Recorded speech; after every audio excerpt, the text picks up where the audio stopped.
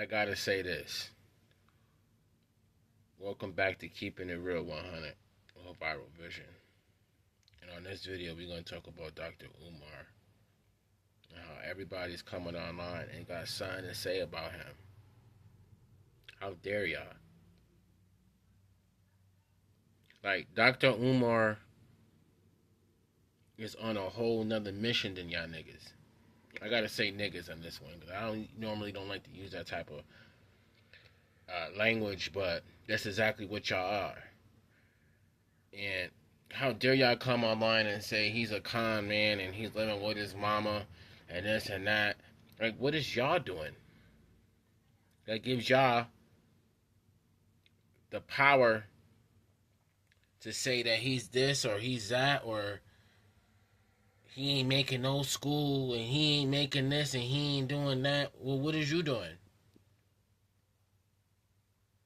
I mean, I look at Dr. Umar as a person like me. He's a thinker. And once we stop having people who stop thinking and challenging the norm, then we are lost as a people, as a civilization. That's just a whole different thing in a nutshell. And what happened to my revolutionaries and what happened to my people who think outside the box? Now, I kind of find it kind of funny that his accounts got frozen. Everybody want to say it's about the school and it's about that and it's about this and it's about that. But I kind of find it kind of funny that there was a story that came across Newsbreak that reminded everybody about how when Kobe Bryant died, Dr. Umar was the first one to reveal uh, high tech pharmaceuticals and how Kobe was going to be suing them over them creating a product called Mamba. It was Mamba something, but that is definitely the trademark and moniker that Kobe Bryant led with in the NBA with as the Black Mamba. Now, for this high tech pharmaceutical company to be creating a product that's supposed to be for players and for athletes, and it's supposed to be some sort of, I guess, enhancement. I don't know. It's supposed to be like creatine powder or something like a Gatorade, something that's supposed to be making you fit. But Traces has found that it was laced with some sort of opiate uh, type chemical drug, which is against the NBA's regulations against doping. And right before Kobe Bryant died, he was getting ready to testify before the courts on why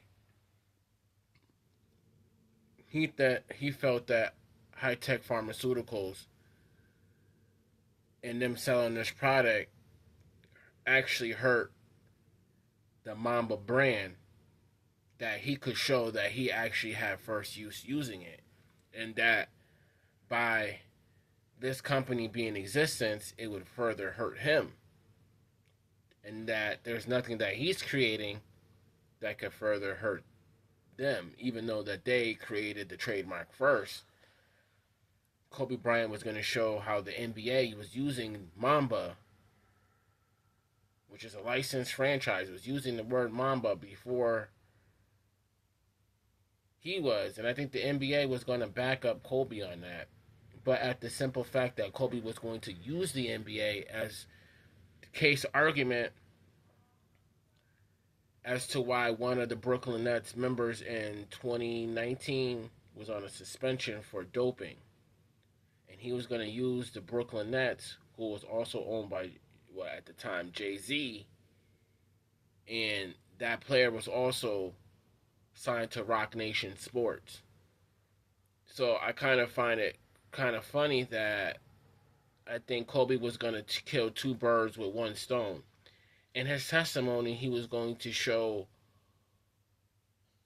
Rock Nation Sports was involved with doping, and how that probably would have put a stain on Rock Nation sports, but also Kobe coming out of that 2 year clause with the NBA where he couldn't do anything, no business with the NBA or any of the players until this 2 year period was over because Kobe was just a player in the NBA and they felt that that could give him an upper advantage. But what would have gave Kobe the upper advantage is how well he played in the NBA. I mean, he had a scandal with Vanessa Bryant. I think he was going to show how, being a player and being in the NBA and being on the road and having a family, and how maybe it might be time, if you're not ready to have a family, maybe you should wait because trying to have a family and being married in the NBA or even the NFL, he could better teach players on what route and what road they should take. A person like Jay Z could never teach an NBA player or any type of sports figure who's constantly on the road that type of lifestyle. Yeah, Jay Z may did it as a musician, but it's different when you're in sports. When you're in sports, because you're always somewhere because of you're playing another team, and being traded and drafted, you can always be traded to another team. So it's never like the show business where at the end of the night you could come back home. It's like you have to stay out there and you're in another environment and your family's way over somewhere else while you're on another team. You may got traded. So it's a whole lot more uh, to the game. So I think that Kobe Bryant after coming off that 2 year basically pause after coming out of the NBA and retiring, him coming and creating his own sports agency or sports uh, uh, management company would have been in direct competition with Rock Nation and maybe even Lil Wayne. So I think that they definitely uh,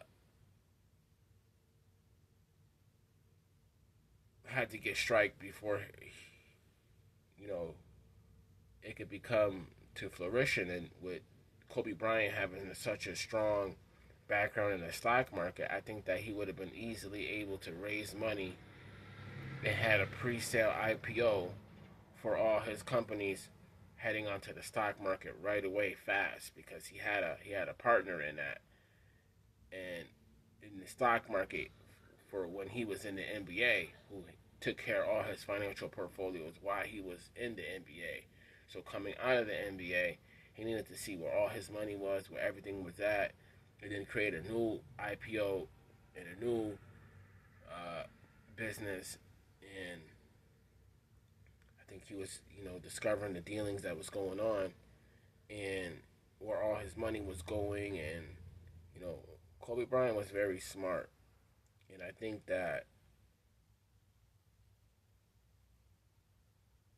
I don't think that him becoming friends with somebody uh, got him killed. I think that the NBA allowing LeBron James to come to the Lakers, I think that was a no no because Kobe Bryant was such a super mega star. Why would you have another super mega star come and overshadow him in the Laker career, even in the end or even after retirement, post retirement, and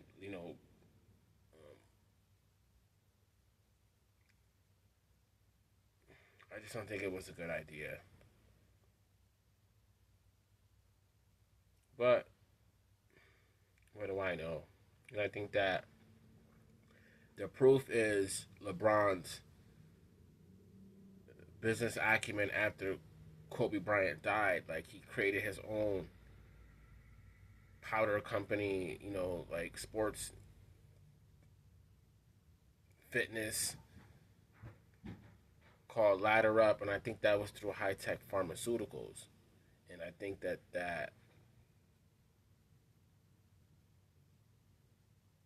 I don't know.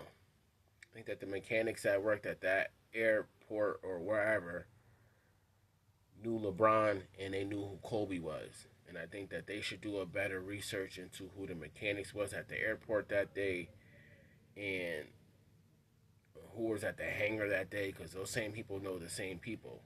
And I think that that should be the first investigation. Over and I'm out.